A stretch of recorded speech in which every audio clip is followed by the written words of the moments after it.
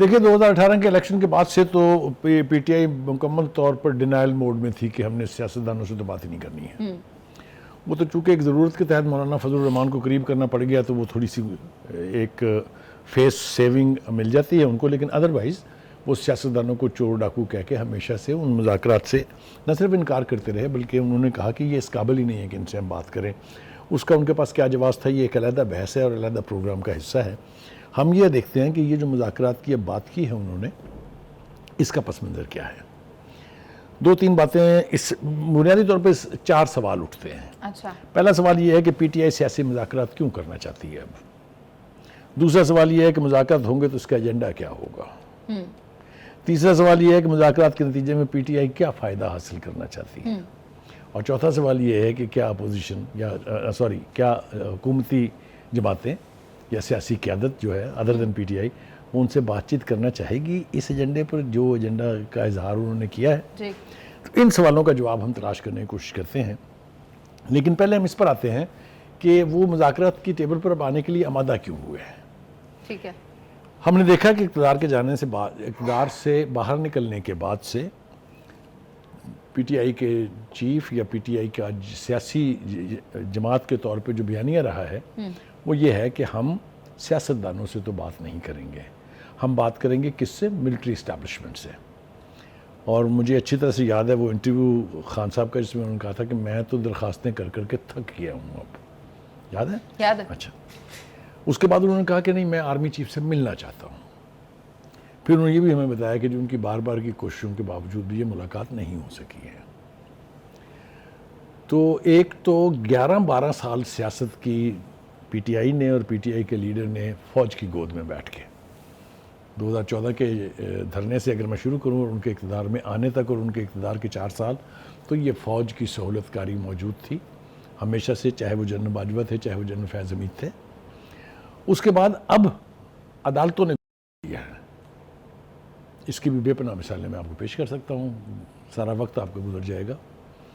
اور اب یہ اسی کو جواز بنا کے کہ چونکہ چیف جسٹس قاضی فائز عیسیٰ نے اس نیب کی پروسیڈنگ کے دوران ان کو مشورہ دیا کہ جب آپ اتنی بڑی بڑی باتیں کر رہے ہیں تو اس کا ایک ہی راستہ ہے کہ آپ سیاستدانوں سے بیٹھ کے بات کریں یا پارلیمنٹ میں جائیں. تو یہ مذاکرات کی وجہ تسمیہ جو ہے وہ قاضی فائز عیسیٰ صاحب کا وہ مشورہ ہے. ٹھیک ہے جی. اب آ جاتے ہیں جناب کہ یہ مذاکرات کیوں کرنا چاہتے ہیں. پہلی بات تو یہ ہے کہ جو بیرسٹر گوہر نے آج کہا ہے کہ ہم مذاکرات کرنا چاہتے ہیں یہ بنیادی طور پہ سپریم کورٹ کے اس مشورے کا جواب ہے جی کہ دیکھیں جی ہم تو تیار ہیں. ٹھیک ہے. لیکن وہ مذاکرات جو ہیں وہ کرنے پر مجبور کیوں ہوئے ہیں. جیسا کہ میں نے آپ کو بتایا کہ بہت دیر سے وہ مختلف قسم کی سہولت کاریوں کی وجہ سے سیاستدانوں سے ڈینائل موڈ میں تھے. بلکہ میں اگر آپ کو کوٹیبل کوٹ سنانے بیٹھوں ان کے تو ایک دفعہ یہ بھی کہا گیا کہ اس سے بہتر ہے میں موت کو ترجیح دوں گا ان سے بات کرنے کے لیے بیکاز یہ چور اور ڈاکو ہیں. چور اور ڈاکو کا جو بیانیہ تشکیل دیا گیا تھا وہ آج تک قائم ہے اور اسی وجہ سے انہوں نے کبھی بھی سیاستدانوں کو اس قابل نہیں سمجھا کہ ان کے ساتھ بیٹھ کے بات چیت کی جائے. دوسری بات یہ ہے کہ جو خط لکھنے کی بات ہے وہ ہم نے سنی کہ جی وہ چیف جسٹس کو خط لکھیں گے, لیکن آج بیرسٹر گوہر صاحب نے اپنی پریس کانفرنس میں کہا کہ نہیں جی ہم چیف بانی پی ٹی آئی نے تو کوئی خط نہیں لکھا. پہلے لکھنے کا بھی خود ہی کہا اور اب یہ کہ میں نہیں خط لکھوں گا یہ بھی کہلوایا.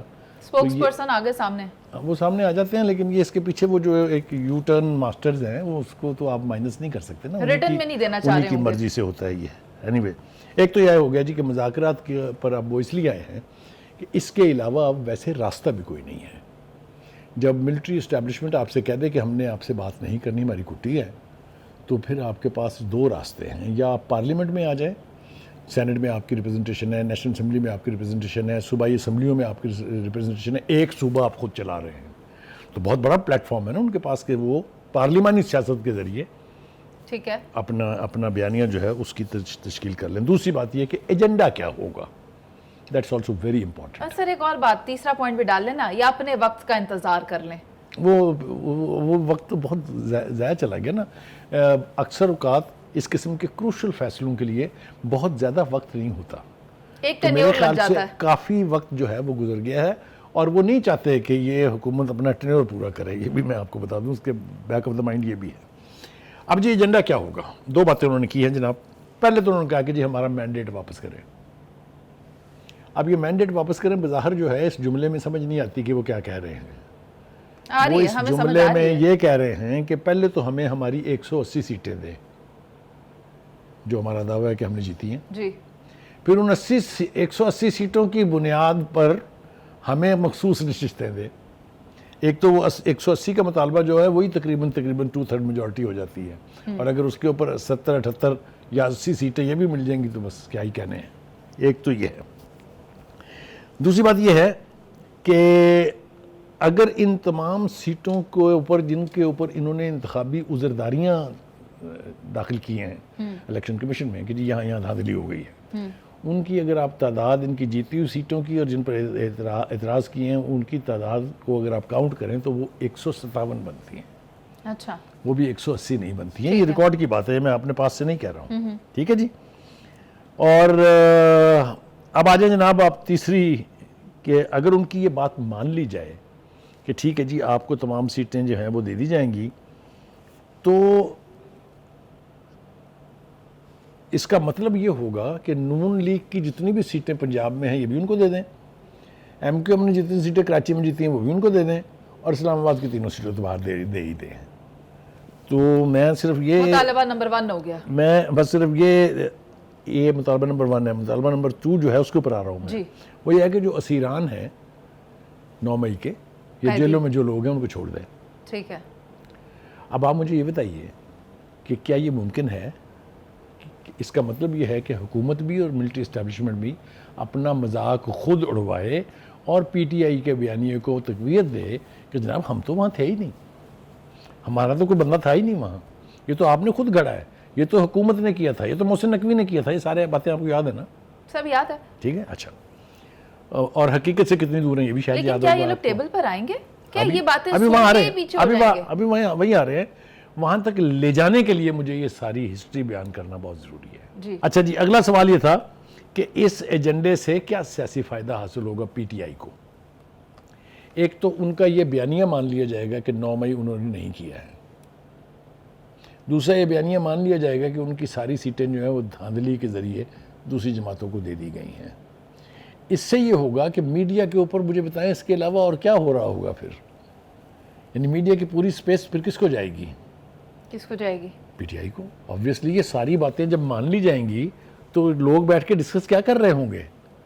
یہ کر رہے ہوں گے نا کہ جو پی ٹی آئی نے کہا تھا وہ ٹھیک تھا, اس لیے کہ اس کا ایجنڈا جو ہے وہ مان لیا گیا ہے. اچھا, تو میرا نہیں خیال کہ یہ ہونے جا رہا ہے. بس یہ 2 ایجنڈاز ابھی تک سامنے رکھے گئے ہیں کیا؟ ابھی تک تو 2 اسپیسیفک باتیں کی ہیں انہوں نے. دیکھیے گزارش یہ ہے کہ مذاکرات کے حوالے سے جو پی ٹی آئی کا رویہ ہے اس کی بات کرنا بہت ضروری ہے. یہ ہے ہمارا چوتھا سوال کہ کیا سیاسی قیادت اب ان کے ساتھ بیٹھ کے بات چیت کرے گی؟ جی 2 باتیں. پہلی بات تو جیسا میں نے کہا کہ جو ان کا رویہ ہے وہ بڑا عجیب و غریب رہا ہے جہاں تک مذاکرات کا تعلق ہے. ٹھیک ہے. اگر میں آپ کو یاد دلاؤں کہ جب نیب کے اوپر پارلیمنٹ میں بحث ہو رہی تھی اور بہت ہاٹ ڈیبیٹ چل رہی تھی, جی تو اس وقت نیاز نائک کے نوٹس اٹھا کے اسد عمر صاحب نے, فواد چودھری صاحب نے, شبلی فراز صاحب نے کہا یہ دیکھیں ہم سے این آر او مانگ رہے ہیں, دیکھیں ہم سے این آر او مانگ رہے ہیں. نہ وہ کوئی ڈرافٹ تھا معاہدے کا, نہ کوئی کچھ تھا, وہ ان کے پرائیویٹ نوٹ تھے. اچھا, اور اس کو جواز بنا کے انہوں نے بائیکاٹ کر دیا تھا اس پروسیڈنگز کا. ٹھیک ہے. ٹھیک ہو گیا جی. اس کے آگے چلتے ہیں جناب. دوسری بات یہ ہے کہ جب بھی کبھی مذاکرات کی ٹیبل پر آئے ہیں, چاہے وہ شاہ محمود قریشی صاحب تھے, چاہے ان کے ساتھ اسد عمر صاحب تھے, چاہے ان کے ساتھ جو بھی ان کے سینئر لیڈرشپ بیٹھتی ہے, وہ مذاکرات کے اینڈ پہ کہتے تھے کہ اچھا جی اب ہم آپ کو بات کر کے بتائیں گے بانی پی ٹی آئی سے کہ وہ کیا کہتے ہیں. اور اکثر یہ کہہ کہ جب وہ گئے ہیں تو اس مذاکرات کی ٹیبل پر واپس نہیں آئے. ٹھیک ہے. کیونکہ بانی پی ٹی آئی صاحب کا تو اپنا آپ کو پتہ ہے خاص ایک رویہ ہوتا ہے.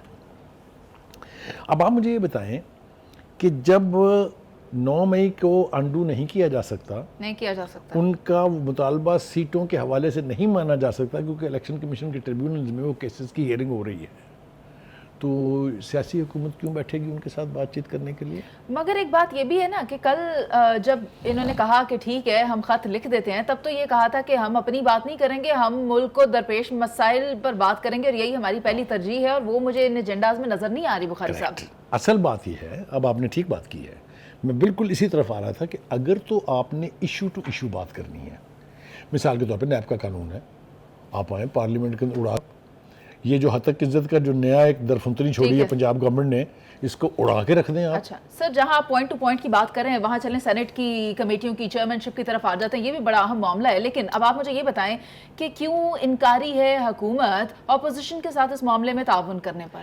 دیکھیے یہ نا ہمیشہ سے ٹو وے ٹریفک ہوتی ہے، اچھا یہ ون وے ٹریفک نہیں ہوتی کہ جو آپ خواہش کرتے ہیں وہ تو مانی جائے، جو آگے سے کوئی ڈھنگ کی بات کرے آپ کہیں نہیں ہم تو بات نہیں کریں گے۔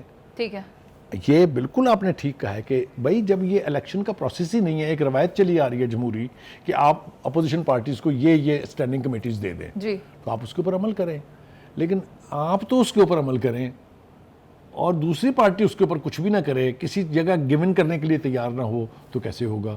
جہاں تک اس پرٹیکولر فائنانس کی اسٹینڈنگ کمیٹی کا تعلق ہے، مانڈوی والا جو ہیں وہ منتخب ہوئے ہیں جی اور انہوں نے جو اس کی پروسیڈنگ تھی اس کا بائیک آؤٹ کیا، شبلی فراز صاحب نے بھی اور ایک ان کے ساتھ محسن زین صاحب، دونوں وہ نہیں بیٹھے اس میں، لیکن مانڈوی والے نے کہا ہے کہ بھائی پچھلی دفعہ جب اس کے الیکشن ہوئے تھے سینٹ کے تب بھی تو ووٹنگ ہی ہوئی تھی اس کے اوپر، ٹھیک ہے، تو ایسا نہیں ہے کہ انپریسیڈنٹڈ واقعہ ہوا ہے، پہلے ہوا ہے، لیکن جیسا میں نے کہا اگر جمہوریت کی اسپرٹ یہ ہے کہ وہ اپوزیشن کو ملنی چاہیے تو وہ اپوزیشن کو دینی چاہیے، یہ ان کا رائٹ بنتا ہے، لیکن آئسولیشن میں کچھ نہیں ہوگا جب تک آپ سیاسی رویے کے ساتھ سیاسی ایشوز کو اپروچ نہیں کریں گے، اور جہاں کہیں بھی آپ کو گیون کرنا ہے گیون نہیں کریں گے، صرف چاہیں گے کہ جو آپ چاہ رہے ہیں وہ تو آپ کو مل جائے اور باقی سب کی ایسی تیسی پھیر دی جائے، یہ مذاکرات نہ شروع ہوں گے، نہ ان کا آغاز ہوگا اور نہ ہی یہ کسی نتیجے پر پہنچے گا۔ سلیم بخاری صاحب، جمہوریت کا تو حسن بھی یہی ہے نا کہ مل کر بیٹھ کر کیا جاتا ہے کام۔